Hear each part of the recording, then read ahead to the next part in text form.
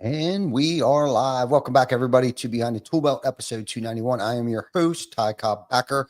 Thank you for joining us on this Wednesday edition. We will be back after our short intro from our sponsors.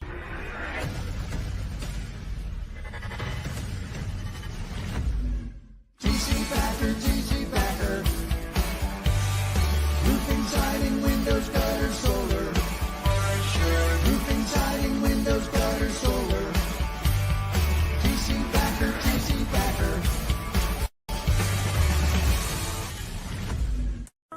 Is your lead flow down? Whether you're a company owner, office staff, salesperson, or installer, you're a roofing rock star. We help you get more leads with custom SEO, Google Ads, and a pro website.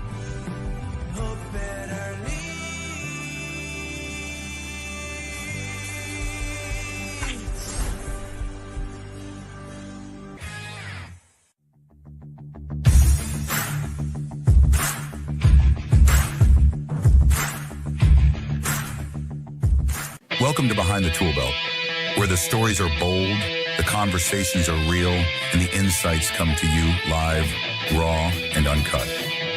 Every week, host Ty Cobb-Backer sits down to bring you the stories, the struggles, the lessons learned, and the wins. No filters, no scripts, just the truth. Please welcome your host of Behind the ToolBelt, Ty Cobb-Backer. All right, let's go. Welcome back, everybody, to episode 291 Behind the ToolBelt. Today, we are diving deep with somebody who's making serious waves in the roofing world. Our guest, Elijah Muhm. Did I say that right? You did. Muhm. Okay, good. I didn't want to sound like a complete idiot. So, anyhow, owner of Romans Roofing, a company built on grit, excellence, and a mission-driven mindset. But Elijah is not just swinging hammers. You thought I was going to say something else, didn't you? Yeah. Swinging hammers and building roofs.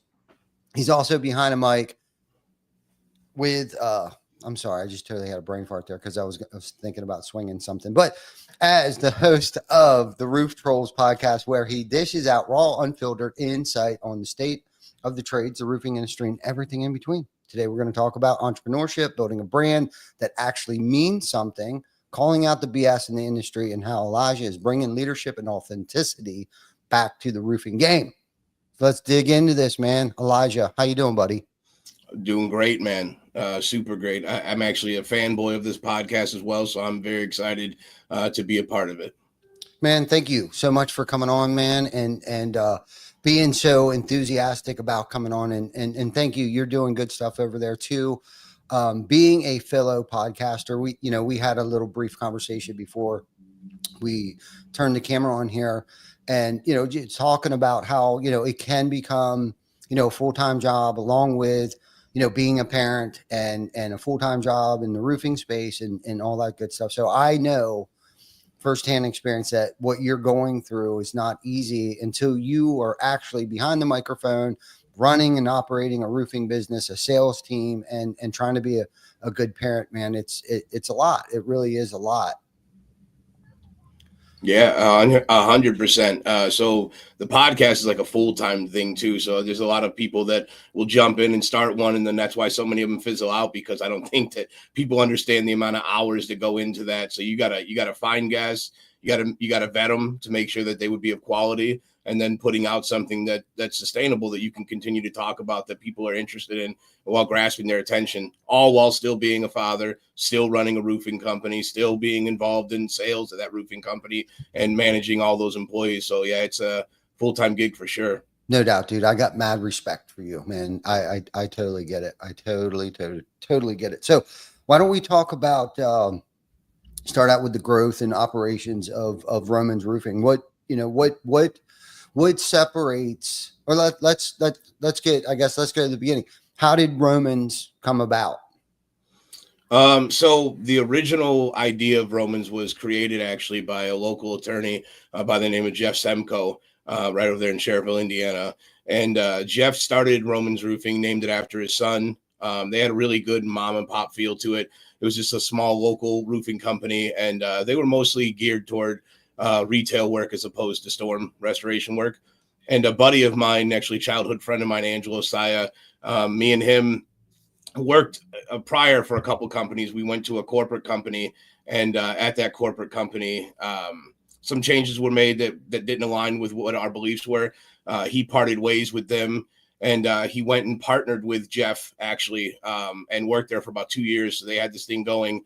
When the time came that we decided that I was going to go and, maybe try to open up something on my own at this point in time, I'd been contemplating it for about 3 or 4 years. I'd been a sales rep for almost 6.5 years, team lead, whatever. And I was like, hey man, it's time, I want to go try to do something, So I had the dream of building up from the ground level up. And we went to a Cubs game coincidentally. And Angel was like, hey man, you need to come sit down with Jeff. He, maybe we could do something together. And I'm like, hey man, the days of me wanting to work for somebody, it's just that it's over with, man. I don't really want to do that. And he's like, well, you should at least hear him out. And he's right. You should always hear somebody else out. So we went and sat down, and it was me and another partner of mine, or 2 partners of mine. We had a sales team, about 10 guys that wanted to come with us to get this going. So when we sat down and we met with each other, it was like fate. He had everything we needed. He already had the licenses. He already had the mom and pop brand. He already had the local setup. He was lacking storm work, and he was lacking sales reps. I had an abundance of those. And then I had a reputation already in this area where I was at, to where I knew that I could have an impact on recruiting. I could potentially do some marketing. I had some good ideas. So we got together. It looked good on paper. Everything was a fit. And we jumped into this about 2.5 years ago. So I've been with Romans for about 2.5 years now. Okay. Yeah. Okay. Amazing. No, that's a great story. I've tried to pop open in newer markets from grassroots bootstrap from the ground up without already having, a name recognition and all that stuff. So I understand the difference from both sides of the spectrum, but with already having, the name Romans in the public's eye and the small town, or I don't know how large town it is that you're in, but that hometown feel, I guess, of locally grassroots company. What would you say separates today you guys from a crowded market than any other roofing contractor in the area? So on a lot of our posts that we put up, we'll actually say it too, that you can get a roof anywhere. Anybody can get a roof. There are plenty of really good quality companies around me that could put the same roof, same style, same craftsmanship almost that we can. What's going to separate us from the rest of them is the experience that you're going to get at Romans Roofing. That's how we gauge, who we are, is through our experiences that we deliver for our customers. That's why we have a good reputation. We take that very seriously. Our customers mean as much to us as our employees do. And as long as we keep the mindset that these two are the most important, Romans will continue to thrive. So our focus is always the customer, over communication, trying to go above and beyond any way we can. We do a lot of giveaways of roofs. We do a lot of things inside the community to let them know that we're part of it. And then I think one of the bigger power plays that we did recently was last year we purchased our building across the street from the mayor's office in the town that we work in. So now it's no longer just, we're not renting an office here and calling ourselves local. Like, I live in Northwest Indiana. Most of my reps live in Northwest Indiana, and now our building we pay taxes on in the town we operate in. So we give back to Northwest Indiana. I love that. Good story, man. That is so good. That's so good. So values and principles. What exactly, values and principles have shaped how you lead Romans today? So number one is, I think, culture over profits. That was something that we had to sit down with. And it took all of us. There's 6 owners in this, so it can get a little chaotic at times. But all 6 of us have the same end goal. And what was really cool when we sat down is we all realized that, look, man, this needs to be a destination spot for sales reps. This doesn't need to be a turn and burn company. I don't want to go with the industry standard of the 2.5-year turnover rate per reps. I'm tired of that. I want to give them 401k. I want someone to retire with us. I want someone to build a future here and go buy their first home. Go buy the dream car that they want. I want lives to change. And the only way that's going to do it is if we actually prioritize what's more important right now. Is it profits, or is it the growth of the company? And then with the growth of the company comes with, you know, helping people with their financials too, helping to dive deep personally so that we can figure out what's bothering the sales reps on a psychological level so that they could perform better at their jobs and learn the task. If you take on sales reps and you claim to care about them, then you need to show that, not in just in how you pay them, but in how you treat them, how the environment is around them, and are you putting them in a position that they're able to succeed in? That's what's important. Yeah, I love that. I love that. We call it, you know, having your dream big enough for everybody else's dream to fit in. So I totally understand. And I'm from that school of culture, having a good culture, you know, a competitive spirit, you know, culture, but also holding people accountable, but also being there for them when shit gets rough, and not so apt to, fire somebody over a mistake, giving them enough room to make mistakes so they can learn from it. Because unfortunately, that's the only way that I've learned is through a lot of mistakes, trial and error, and ebbs and flows and things like that. So we're very patient. And I'm not so, keen on I've heard people talk about, hire slow, let go quickly.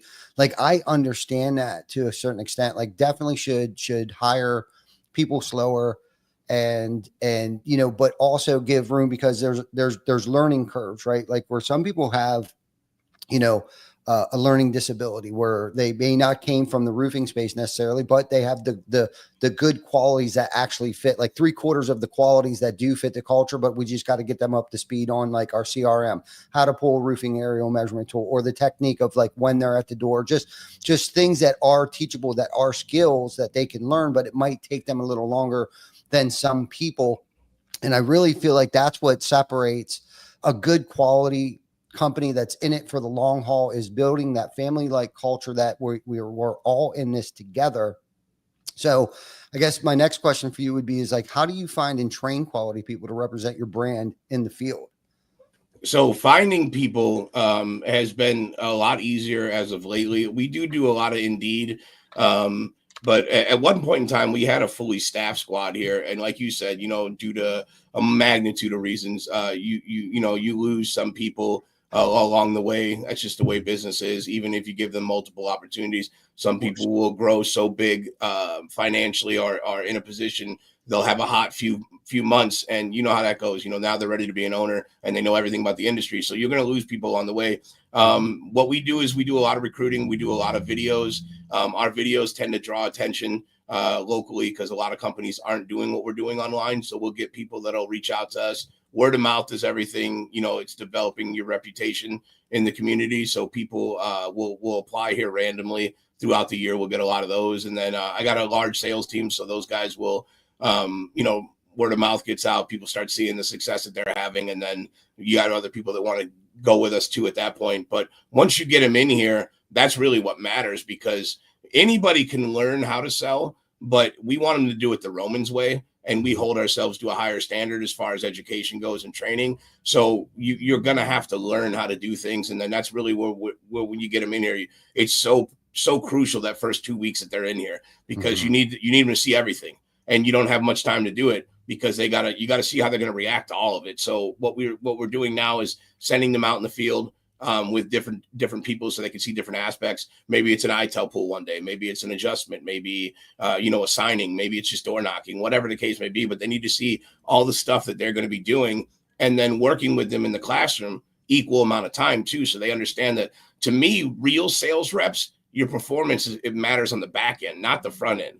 It's very easy to convince somebody that you can get the roof covered through the insurance company. It's a lot harder to maintain them with 60 or 70 more clients and make sure that your communication is being done thoroughly. Are you texting them appropriately? Are you make sure they're updated throughout the process? Are your notes clean? Your paperwork signed the correct way? Anything you do to halt the back end inevitably is going to stretch out this claim a lot longer for the homeowners. Or even if you're doing retail, if you're not communicating thoroughly, you're going to lose that job. So we really try to drive home how important the back end is as opposed to the front end. I'm going to teach you how to sell, but that's not what makes a sales rep. What makes a sales rep is how happy that customer is when you're done with them. Yeah, for sure. And that has a lot to do with how happy the sales rep is too, because that energy is radiant. It'll radiate, and homeowners can pick up on stuff whether it's incompetency, whether it's negligence, whether they're being conned. People do business with people they know, like, and they trust. And a lot of times most of the time it actually starts with the quality of the human being that you're bringing into your organization, right? And it really comes down to, and that's what I mean by like culture, right? They may not have came from the roofing space when we brought them in here, but they are a good, genuine human being that is very teachable and very coachable and will do anything for you. In turn, will do anything for the homeowner too, because at the end of the day, that's what we're doing. We're serving homeowners, right? And the bonus is we're actually getting paid to serve people, right? So that's like the tip. Like if I was a waiter and if I did a good job, I'll get a big tip at the end of the shift. You know what I mean? And that's kind of like our paycheck at the end of the week is like, we're getting paid to serve other people. And if you can get everybody like-mindedly in an organization, rowing in the same direction with that same type of mentality, at least from my experience, you're going to freaking crush it. And have, not saying that every day's, tiptoeing through the freaking tulips, because don't get me wrong, it is trudging the road to a happy fucking destiny. But having said all that, what would you say to this point now would have been, or what is your biggest challenge in scaling your business, and how have you overcome it?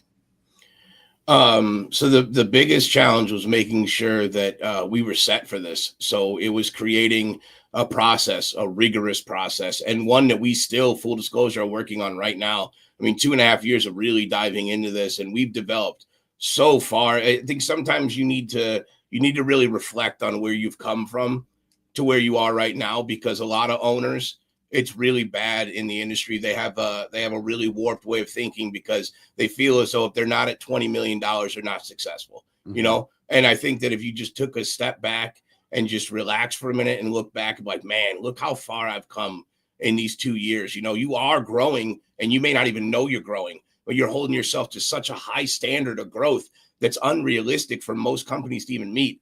I sat down and I did a podcast with Tony Flatham for over at Build Strong in Minnesota. And Tony's awesome guy. If you don't know him, I'm sure you do though. But Tony told me, he said, he broke it down in plateaus, and he was like, it's like 7 million, 10 million, 12 million, 15, 20. I've been chasing 15 for the last 5 years. That's like my dream. And we're on pace to break that this year. But until we do, that's like my dream. And I was explaining to him how hard it is to get from 12 to 15.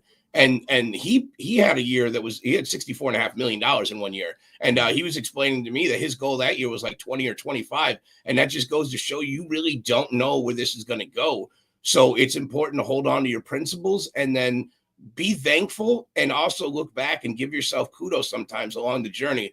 But as far as the growth goes, you got to be ready to do it. So make sure that your processes are perfected. Because if you're not perfect at 8 million, why in the hell would you even try to go for 16 million? That doesn't even make sense. We felt at 7.5 million that we were primed. We're like, hey man, we're going to do this. And last year we went and did 14.5 million. We felt really good about it. But now we're at another learning curve. So we hit that. We're on pace to exceed that, not by much. We were originally on pace to exceed it by a lot more. But now it's like, all right, what are we doing wrong? Like, where are we at? And I think the thing that we're starting to realize is that we're not doing anything wrong. It's just not going to go as fast as you want it to go. That's where we're at with it. Yeah, no, isn't that the God's honest truth? If you think it's going to take a year, you might as well add another year to that, because it's going to take at least 24 months.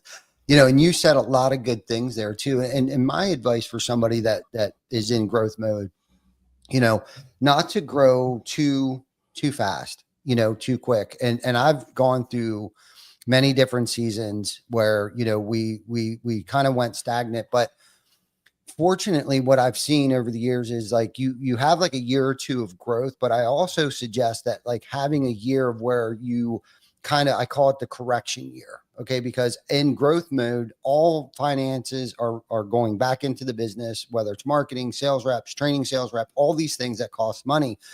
So about every 3 or 4 years, we've had like a correction year where we've stayed at revenue, but we focus more on the net, on the bottom line, raising the bottom line at that same revenue we had did previously the past 24 months. Then we build the foundation to grow another 10, 15, 20, 25%. And we've actually have grown 50% in a 4-year period of time, which, It's huge. there's a lot of things that break along the way. So you need to give yourself at least a 12 to 24 month of what I call correction or correction years, fix what got broken, find the gaps, find the deficiencies, and then from there, then scale back up. And if you can keep it strategic like that and just know that there's going to be, whether it's organic or if it's intentional, there has to be a correction year in between those big bumps in revenue and growth and recruiting and training and SOPs. Because the thing that I found out about SOPs is once you start down that rabbit hole of systems, operational procedures and things, then that creates even more. You have to literally have an SOP on how to design an SOP. I mean, it gets so granular and you can go so far down in that rabbit hole that it's never. And just so if anybody's listening that is either starting out in business or wondering whether they're stagnant, I'm saying this to you because it never changes. If it doesn't change, then you're not growing. But it is very fluid. Your SOPs, your systems, your processes, your KPIs, that will always change. It's never set it and forget it and think you're going to grow from 5 to 15, from 15 to 25 million without having change and things being broken along the way that are going to need to be repaired, fixed, replaced, whatever the case might be. It's always going to happen. If you plan, and this is the thing, it's not about the profits like you talked about earlier. It's not about chasing that growth, but it's about creating more opportunities of bringing people into your organization to give them a career, not just a stepping stone into a different career or to go work for somebody else or even go work for themselves. If they're happy enough and if they're getting by, half of it's not even what they're making. It's the atmosphere in which they're working in is what keeps people around, and the purpose and giving them a purpose, a sense of purpose, and empowering them to solidify that purpose with you, whether it's company, culture, community involvement, doing food drives, food runs, raising money for the less fortunate, putting a new roof on somebody that couldn't afford a new roof, getting the whole entire company out there who's never held a frickin' tear off shovel up on the roof, tearing. That's what camaraderie, true fellowship and camaraderie and culture is built on a mission of impact, not just those of us within the organization, but in our local communities. And people are attracted to that shit. It's giving me effing goosebumps right now. It's real. It's real. So that's what we try to do is you hit it right on the head. We want our culture, our people, and our community to be part of a broader picture so they can see that we're in this together. When people feel like they're connected to your journey, they invest in it. They want to be part of it. They want to give you money. They want you to do their bills because they feel like they know you're chasing toward a greater, bigger goal. And now they get to be a part of that goal. So they get a sense of accomplishment on their end too for attributing to that. And then as long as you continue to give back to that community, you're never, ever going to be hurting. It's just never going to happen because they're going to support you. And that's what you want them to do. And that's what you need to do. You need to support those around you as well. Absolutely. It attracts so many good, positive momentum. It's ridiculous. And then your network starts to grow. Other companies want to be a part of it too. So then, you were mentioning, then they're feeding you leads. And then the people that work for them are using your services. It's like this ripple effect of everybody wants to be a part of it and associated with it to a certain extent. And you're just attracting good people and doing quality work for quality people who are referring you to other quality leads and networks. And it's our network has become our net worth, literally. Yep. Just because of trying to do the next right thing, even when it hurts and even when it costs us money, and especially when nobody's watching. And eventually somebody does watch, somebody is watching, whether you know it or not, even when you think somebody isn't, and you continuously do the next right thing, suit up, show up, and just put forth your best effort, especially when you don't want to, or you can't, and you don't have to give, run it until that freaking gas tank is empty and somebody is going to pick you up along the way. And I'm living proof of that. I mean, over the years, man, I thought, how are we going to get out of this? And there was that phone call, or here was this person that showed up. It just seems like by continuously doing the next right thing for your fellow man, your community, your organization, good and great things just I can't explain it. Even when I think it's the worst thing that's ever happened to me, it usually turns out to be the best thing that's ever happened for me. Yeah, and share them too. Share the losses. That's where you get the followers, and that's where you get the community behind you. The network is going to be there. You're a strong, good company, quality work. Your network's going to be there as long as you don't, shit on other contractors and stuff. They're going to support you. The thing is, though, is you need followers too. You need the community to stand by you, and how they stand by you is by you owning your mistakes. You need to make them public and let them know we are all human beings in this, but I'm doing the best that I can to ensure that you have the best experience possible. And if you can deliver on that every single time, you're good. Yeah, no, I agree, man. I agree. And of course it takes a village. It takes your team, eating, breathing, and living the same passion that you have. And like I said, it's contagious. It really is contagious, where down to the point, it's like, I'll see, a lot of our coworkers, posting family photos and it, wherever they are on vacations, and everybody, it seems like, either has one of our hats on, one of their, like, they're at the grocery store on the weekend shopping, wearing one of our hats. Like they're bought in. It's almost cult-like. I hate to use that word, but it's almost like we've created such a culture around here that this is our lifestyle. It's become a lifestyle. The TC Backer brand is a lifestyle that this is what we do. This is who we are. It's not even work anymore, because we're all not necessarily enjoying it every 12 hours of the day, but we have a purpose, and we're purpose driven, and it's to impact the local communities that in which we live in. And it is a beautiful thing. And, and I'm glad we're talking about this, because sometimes, I'll be honest with you, I forget the why behind what it is that we're doing. And I haven't had this good of a conversation with somebody about our why, our mission, our core values, and why we suit up and show up every single day. So thank you for bringing this up about, culture and the people and all that good stuff. So you have to have a why too. So you have to have it. Isn't that the truth? So anyhow, let's talk about the roof trolls. Actually, Brian had a question. Somebody had a question in the comments over here. What is this here? What do you think leads to an individual's success, and what does this look like? So I think he's talking about sales reps. Oh, okay. First, you'd have to define, in my opinion, what success is to you. So you'll find in this industry that not everybody is driven by money. If you have one of those situations, someone such as myself, when you're in sales, that, the money isn't the end all be all, it's a little bit tougher of a conversation. So I'd say start with finding out what success is to you. And then you literally, as a sales rep, your success should be your 5-star reviews, your referrals, not your signs. So, you got 40 signs, but how many referrals came off those 40? How many good reviews came off those 40 that you did? How many conversations are you having every day if you're chasing, numbers? I always tell reps, don't chase doors, chase conversations. Try to talk to people. That's what's going to equate to signs anyway. That's what our job is the gift of gab. We're taught and trained to manipulate conversations, to find out what's bothering people so that we can, gauge on that and work it from there. So that's your job, so you want to hone in on your craft, take the time to work on that away from just the company. Don't rely on the company to educate you on where you need to be at. You need to take that further than the company, because the company can only teach you what it knows. But there's so many other companies out there doing so much more money than the company you work at. So you need to start picking brains from people, attend events, do that. Oh, I'm sorry. My whole screen just went black. You need to attend events. You need to make sure that you are focusing on your craft and honing in on your job to do the best that you possibly can. Success to me is defined by, are you happy every day? Do you look forward to going to work?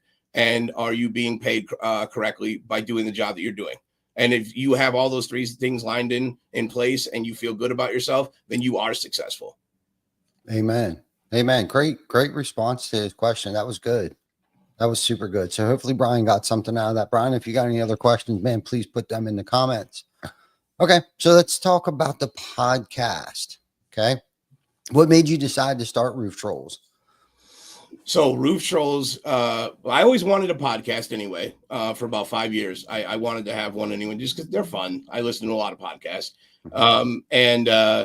what happened was I talked to Deshaun Bryant about, I really wanted to get out and speak to people. And Deshaun said, he told me the last time I had him out here about a year and a half ago, he said, hey man, if you're going to do it, you need to go all in and just do it. And he said, I mentioned to him a few times about how I wanted to speak at events and I just didn't feel like I was ever going to be able to because whatever excuses I came up with in my head at that time. And the reality of it was that's what it was. It was excuses. He told me, he said, bro, if nobody's watching you anyway, what do you care about what you post? Why do you care, about that stuff? He's like, just get out there and put your story out there. And if somebody can connect with it, they will. And if they don't, then they don't, but what are you losing anyway by not doing it? And he was absolutely right. So we got with our owners and like, hey, why don't we create a platform for ourselves and for other people that don't have the notoriety that they should, that are doing amazing things in the industry, and let's have some fun with it. But then I was like, but I want a twist to it. I did trolls because I wanted it to be open. I wanted people to, if they had grievances to air out, feel comfortable to do it. Obviously, viewers love that. Also, I want to talk about stuff outside of roofing. It's not all just roofing because no one cares in the public eye about roofing. You know what I'm saying? I've been doing roofing for 10 years and I still don't. Most of my conversations aren't roofing, So I was like, all right, let's appease to both parties. And what was really cool was when we first started it, we had a strong network in the industry anyway, and people were really receptive to it. So then local people wanted to start being part of it. And then I just feel like it gets better as it goes along. And all the hosts, Angela will be on there with me, or Mike Malice. And we've just been learning how to chop it up and really feed off each other. And we know what type of guests we're looking for and stuff. So we're just having a lot of fun on that podcast, man. So now it's just become about it, just having a good time. And kind of like when we have our guests on there, we get them to drop their guards a little bit and open up to who they really are. Like Deshaun was freestyling on there. We've had, bottles of whiskey done on there. We've opened Pokemon on there. It's the Roof Trolls, man. It's just about having a good time and bringing fun back into the roofing industry. I love it. I love it, man. What has been your favorite part of it? It's going to sound cliche, but truthfully, it's learning about people. It really is, because we have been blown away by some people. So gosh, I don't even know where to begin. We went to Minnesota, and Reed Asher is the sales manager for Build Strong. Never even knew the guy. Never had a conversation with him. And this is a day, by the way, we shot it at Tim Brown's office at Hook, and we shot it with big people, Tiffany and Dan Walrack, Tony Flatham, Ty Adams. We had Aaron Bethke. We had a whole bunch of people on there, and I was blown away by Reed. I never connected with somebody on that level before and saw somebody who was that compassionate about what they're doing. So that was one that really stuck out. And then we just had Selah Brooks is a local entrepreneur who reached out to me, and I brought him on for marketing, and that guy's a genius. Just simply put, give him 5 years and watch what happens with him. Like, just a genius. And just hearing other people's stories and entrepreneurship. And John Scenic is another one. I didn't know much about John. I love John, by the way, but I didn't know much about him. Dude, that guy is hilarious. And he has such a cool, side of him that unfortunately, and I hope he opens up even more to the camera, that people don't get to see with him. And I really enjoyed our conversation. I mean, we went 2.5 hours on that podcast. I really enjoyed my time with him.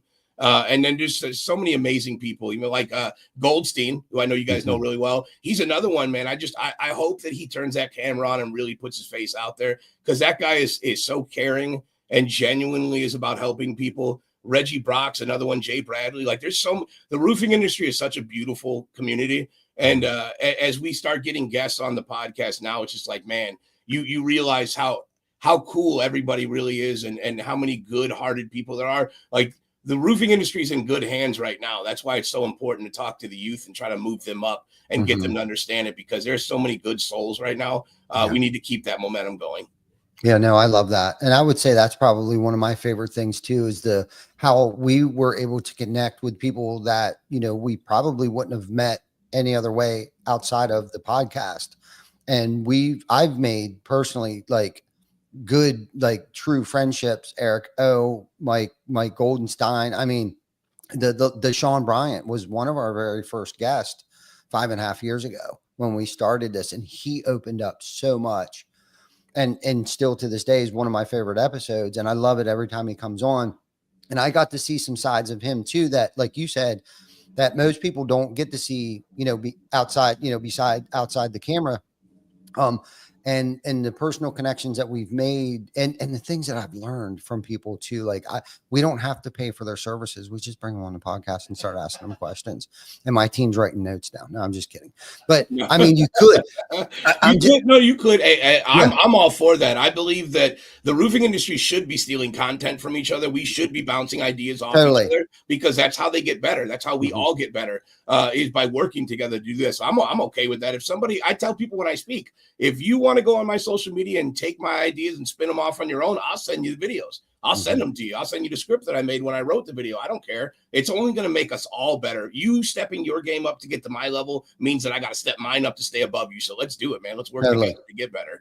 I 100% agree with that. I mean, it is, that's why we're doing this. I'm hoping somebody gets something from this that they can apply to their personal life or their professional life. Like that's the whole point of this, not just to listen to myself. And this is the thing too. It's held me accountable too, because I'm not going to say something on this when I know, if not all of my team, at least half of my team is either watching right this second or they're going to catch it on the replay. So I can't look like a fraud or a phony either. I'm not saying sometimes they're not rolling their eyes at me like, Jesus Christ, I'm so tired of hearing him say that. But this is where, we get to, educate people. This is where we get to reach other people. This is where we get to bring people in our space, on our stage, so they can get their message out to the public, to our industry. And honestly, we started the podcast to promote a charitable event. Like literally, we didn't know any other way to market what we wanted to do for our community. So it was like, screw it. We had an iPhone 8. We went live. Back then, you could host what was called a watch party. And I mean, it would spread like wildfire. Like we'd have 5,000 people watching it at one time. Nowadays, you got to pay to get that shit. Yeah. But I mean, it was crazy. And it was like, you know what? Like after that home show, we did it at a home show, a local home show here. After the home show, we're like, what are we going to do? Like this has been like it was Tuesday nights back then. Like I've carved out my Tuesday nights for 4 months. So it's kind of like, well, what are we going to do? It's like, screw it. Let's keep doing it. And we were trying to promote TC Backer. We were going through like window month, siding month, all these things. And we were running out of content. And that's when I think Deshaun reached out to us and was like, hey man, can I come on your podcast? We love what you're doing. And we were like, holy shit, somebody wants to come on our podcast. And I try not to act super excited, but I mean, I was thrilled to death, and it was so much easier having a guest on, and listening to their experiences, their strength, their hope, and how they got through something. And, and it just made for really good content for people to grab valuable information from, and then can apply it to their businesses or their personal life. And we keep it real too. This is things like we talk about our failures. Like I have failed so many freaking times, dude, that I've lost my mind over it. But fortunately, there's been enough successes in there and wins to outweigh the failures. And I'm not afraid, because I hate getting wrapped up in the hype of the glam shots, like, the $1 million deal that I closed. Well, you didn't talk about, how much you lost on that job, right? Because you missed bid, or the insurance company didn't give you any supplements, or whatever the case might be. Because if that's not happening to you, you're lying. You've lost money. Thank you. Stop. I want the roofing industry, at least take this from the stop telling people that it's easy when they go through you. Stop doing it. We have people locally that are like, oh, well, they said they couldn't do State Farm. Well, we do State Farm. No, you don't. No, you don't. It's across the board. That's why there's lawsuits and everything else going on right now. No, you don't. We need to be real and just be honest with people too. Also, it deflates our industry when you do that. If you get on there and you constantly tell people how easy it is, then why in the hell would they use you? They won't anymore, guys. They're not going to. You need to be real with homeowners and tell them, hey, our business owners, when we do this, it's a daunting task. It involves an expert, which is what I am, and I'm going to help you aid your claim along to get it done the right way, but you need to be patient with me, and this is a process. Stop telling people, stop downplaying what you do, because when you downplay that, it downplays the whole credibility of the industry across the board, and it's so bad for us, man. Start being real about it. I agree with you. Be honest. Yeah, no doubt. No doubt. It's just so much simpler that way too. And I don't mind being an open book. Anybody can ask me at any time. I mean, I've coached local people in our space, in our industry, you know, and help them and mentor them. Shit, there was a guy that worked for us that called me up and left us and went and started his own business. And he had some questions. I didn't mind, you know, answering his questions about Google. He had Google questions like, how do I, you know, start a website? How do I get this? I didn't care. I've ran into people that aren't so local and have helped them out. Like they're a town or two over that actually watch the podcast. And I have no problem when they reach out and ask me how I got through something, or if I had any experience with something. I don't have any issues or qualms about answering any question or being, you know, totally upfront or vulnerable with anybody. So yeah, I love that topic. That's great. I think more people need to stop BSing homeowners, the industry themselves. Mostly it's probably themselves or bullshitting themselves in this unreal reality that they live in. And they are telling everybody that this shit's easy, because it's not easy. There's ebbs and flows. The longer you're in the game, the harder it gets. More money, more problems, man. There is no doubt about that. And more headaches, more people get involved. And you know, keeping that culture strong, the larger you get, is probably one of the most difficult things. And making sure that that message is still getting and reaching homeowners the larger we get, and that it's not getting watered down. Yeah, So it gets more complicated. You hit it on the head, though. It gets more complicated. There's a reason that you see new people come in this industry that do so well that first year, because they don't know anything, guys. They don't know how to have that back end conversation, or how to put their foot in their mouth and talk about things that the homeowner doesn't care about. All they know is get on the roof, get the job done, and get out of here. Like that's why they're so efficient. And somewhere along the way, we've lost that too. 10 years into this, and we want to talk to everybody about what could happen in 3 years for them. Well, you know, just so you know, this is coming. Well, who cares about that, dude? Why don't we try to go back to enjoying what we're doing and having fun? And then let's take the stress and put it off to the side. We know stress is going to be there. Life is going to life no matter what happens. But what do you do in the meantime? That's what's important. amen to that, brother. Amen. Cool. All right. So the podcast, back to the podcast. I love our conversation, by the way. Well, how has the podcast impacted Romans? So we're starting to see that now. Originally, and this is where we just had a recent like epiphany. One of our owners did bring up, like, we need to try to get basically like an ROI. How do you turn an ROI off of a podcast? It's very hard. So what we're doing now is we're getting out locally. We shot a couple of them in a local bar right down the street from here.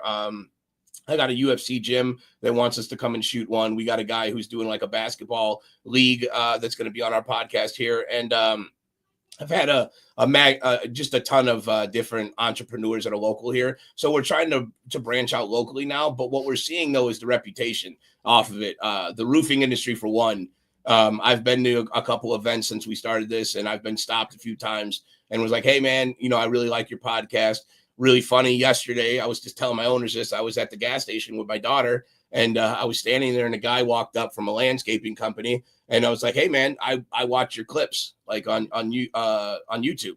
And I'm like, oh, that's crazy. And I have like 110 followers on YouTube, not even a lot. And he's like, yeah, he's like, when I'm in my break, I just scroll through, and he's like, I see it a lot. He's like, I follow you guys and everything. I'm like, man, that's great. Like, I just really cool that happened. But we're starting to get a reputation for it. I get probably 2 or 3 emails a week now of people that are like, want to be on it. A lot of them are out of town, so they don't understand that I don't do virtual right now. But just the fact that we're starting to gain a reputation. I get a lot of followers that we've been recently.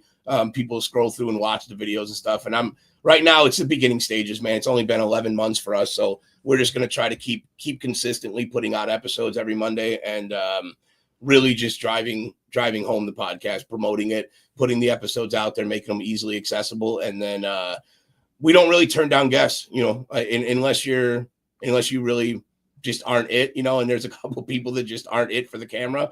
Outside of that, I mean, it's all guns blazing, man. We'd love to have anybody who wants to be on it. Right on, man. No, I love that. It has, you know, and I asked you that question because it has done a lot for our roofing company as well over the years, but like it didn't take off right away. You know what I mean? The longer it seemed like that we did it.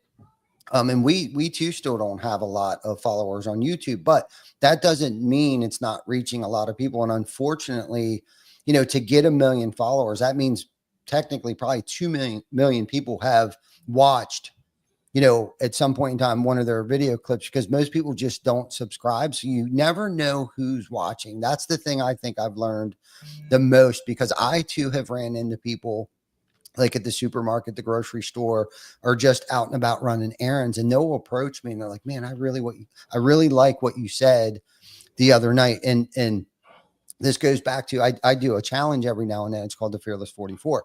And these people aren't even friends of mine on social media. They don't even follow me on social media, but somehow my little 2-minute video, it showed up on their algorithm and they listened to what I had to say. And it's like, you never know the impact or who needed to hear that or who's watching it. And it's amazing to me, the amount of people that are watching that we think aren't watching. You know what I mean? Yeah. I have a lot of friends that will say something to me about it, and they're like, "Oh yeah," they're like that one guy you guys had on the episode. I'm like, "Oh, somebody listens. Okay, somebody's listening. All right, sounds good." And we'll get a comment every once in a while where another roofer will say something, and we'll look them up, and they'll be in Montana, or there'll be somebody off in California or something doing solar, and they're watching the roof trolls. And I'm like, man, this is so cool. Like, I love stuff like that. I think it's awesome. Even when people come on and they talk shit, I enjoy that too. Like, I'm a big fan of that as well, because that means that my video at least popped up in your network. So like, you saw it. So that's great. Yeah. I love that. For sure. And you will have them, unfortunately. The longer you do this, the more people will talk shit. I mean, and little do people know, I always say, be careful on who you talk shit on or piss off, because they may just end up building an empire off of that fuel by you talking shit on them, and that's true story, man. That's real shit right there. So be careful on who you piss off. Cool. So what would you say is one of the biggest mistakes that roofing companies still get wrong today? Competing against each other. I would say that's probably number one. Besides training sucks. The training has sucked in the roofing industry since I've been in it. I can only imagine, due to the training that I received when I got into it, that it sucked before I got into it. And if I can leave my mark at all in the roofing industry, I hope to gain a reputation that my training didn't suck when I got out of it. I don't know. I mean, it still sucks now, even my training. So like, I hope that we can increase that, because that's really bad. But outside of that, it's competing against each other, man. We really need to honestly hone in on working together.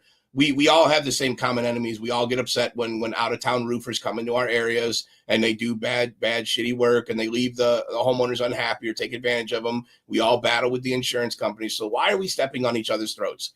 That's the part I don't understand. Why can't we ever just get 4 or 5 of us locally that have good reputations, sit down once a month with each other, maybe even brand a couple videos together and say, hey, we stand united on the front here in Northwest Indiana. We're not going to let out-of-town competitors come in here, or not even competitors, out-of-town bad companies come in here and take advantage of our homeowners. If you guys are looking for quality work, use the 4 or 5 of us. We stand by it. We're residents here. We make a commitment to the community. Then you brand those videos together. And then the catch to it is when you knock on a door and they're being used by somebody, you can't bash them.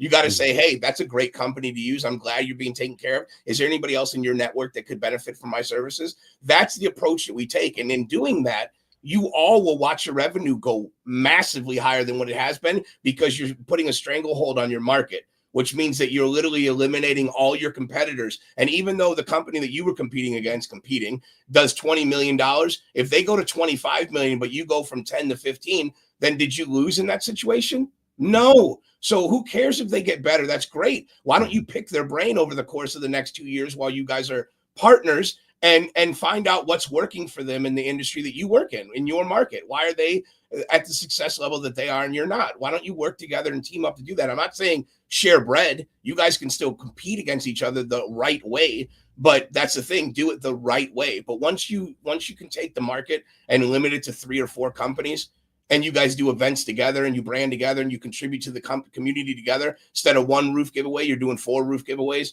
Instead of 1 booth at a fair, you got 4 of them at the fair, and you're giving away a ton of free stuff to the people. Like, that's what we need to be doing. We need to start thinking of each other as allies as opposed to opponents. And once that happens, the customers are going to have the best experience possible, because we're working together to clean the image of door-to-door sales. Because right now, we're getting compared to used car salesmen, and it's a direct result of the way that we act and the actions that we do on a day in and day out basis, stepping on throats, mentioning other companies in meetings, rewarding. There's a company locally here, reward sales reps for flipping contracts. That's the most insane thing I've ever heard in my life, because all you're doing is reiterating to that homeowner what a piece of shit you are. That's literally all you did. They already thought you were a scumbag, and now they know for sure that all you cared about was that commission.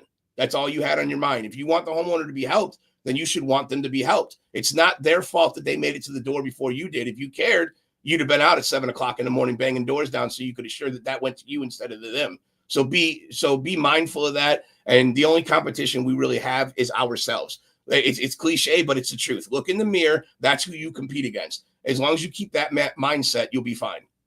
Yeah, no, I agree. I 100% agree that, and you'll even see other companies talk shit about other companies on social, like on a reel, like they'll be up on a roof nitpicking somebody else's work. And this is the way that I see it. I've been in the industry long enough to know that there's good days, bad days, and you never know what that individual was going through the day that they may have like flashed that chimney, that his wife could have left him, his children could have died, like whatever the case might be. So anytime that we go out on an inspection, and all of our team knows this, like we are not going to get off that roof and get down there and be like, who the hell did you have do your roof? Because he was an idiot.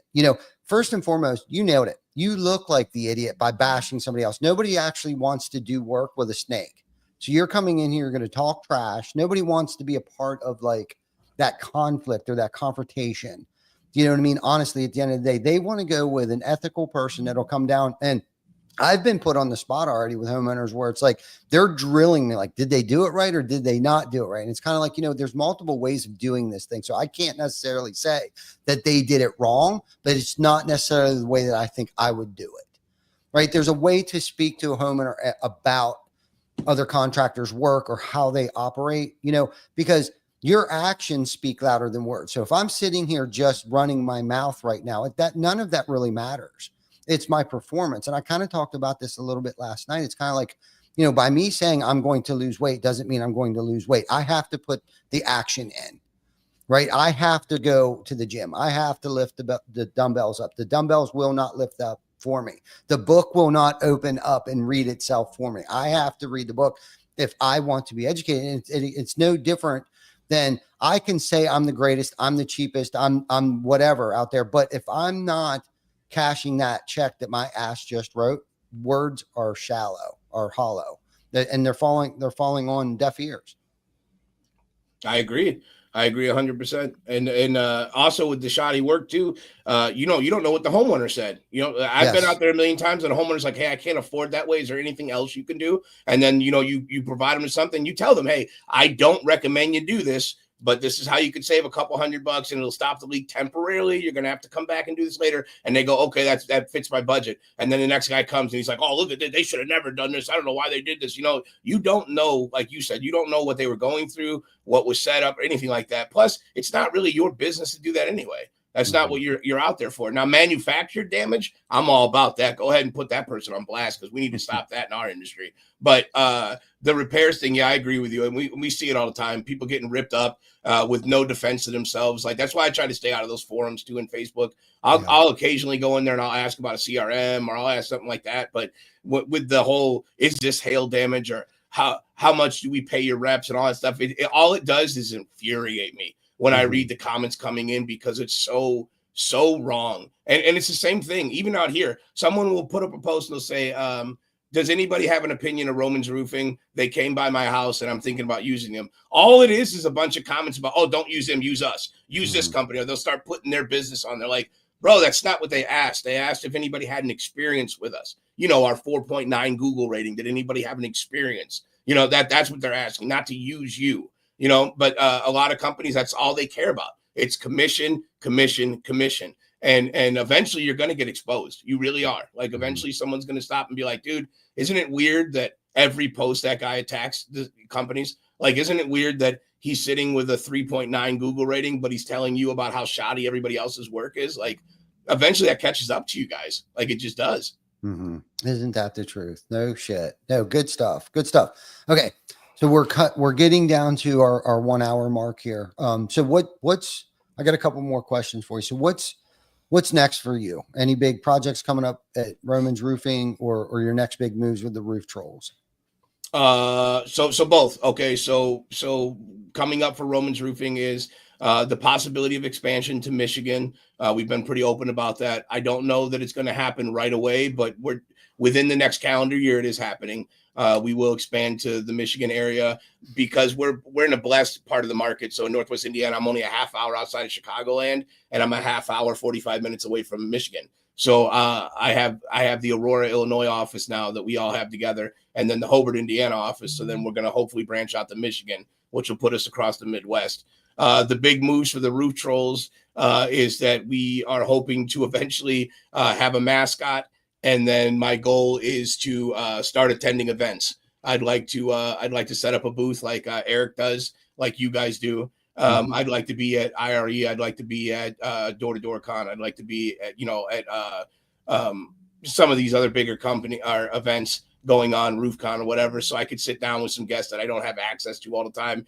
Becca Switzer is one of the ones I'd really love to have on here. Eric, I would love to have on here. I think me and him would mesh really well together, actually. Yeah, I would like to get a lot of people on here, and I think that setting up in an event would be very big. And then for myself, it's just continuing to grow, to continuing to speak. I'm very, very thankful for the opportunity Jay Bradley put in front of me to be able to help out with Roof Camp with him and Reggie Brock doing amazing things. And then Deshaun to take his time out to help me work on my speeching and stuff like that. And that's something he's doing free of charge, guys, off on the side. Deshaun is just, man, is about as real as they get in this industry. So great heart on that guy. Yeah, no, I agree, man. That yeah, good stuff, man. A mascot. Okay. I'm excited to see what that's going to be. Yeah. Jeff's idea actually, but I like it. Cool. No, that's good. That's good stuff, man. And good luck on, I wish you well on the expansion and stuff. I know that stuff's not easy, and I guess my only advice would be is don't lose that vision. Don't lose your why in the mix of it.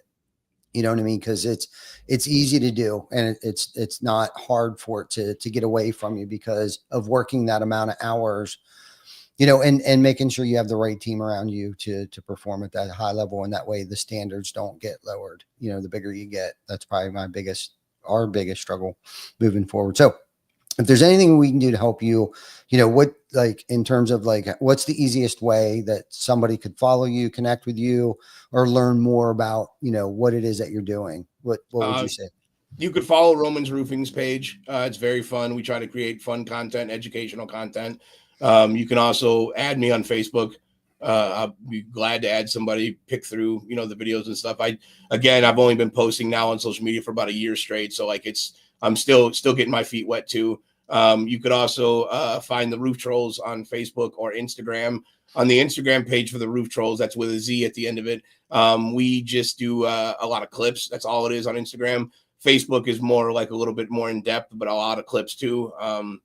And then you could follow us anywhere podcasts are played. We also, you can watch our episodes on YouTube as well. Awesome. Good stuff. And Vic will go ahead and post a link or two in the comments. So if anybody that's watching or catch us on the replay, make sure you check out the comments to catch his links. Is there any final piece of advice you'd give to a roofer just starting out? Don't forget to have fun, man.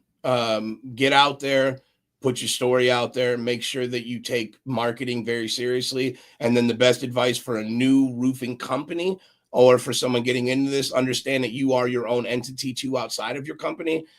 So there is a difference between marketing and branding. Marketing is what you tell people you are. Branding is what they say when you're not around. You are your brand. Whatever people say about you, that's who you are. And it's up to you to clean that image or to continue to make it as strong as what it is. Whatever way you sway on it right now, you can save it or you can continue to go down the road where it's at right now. But inevitably, that's on you 100% to do that.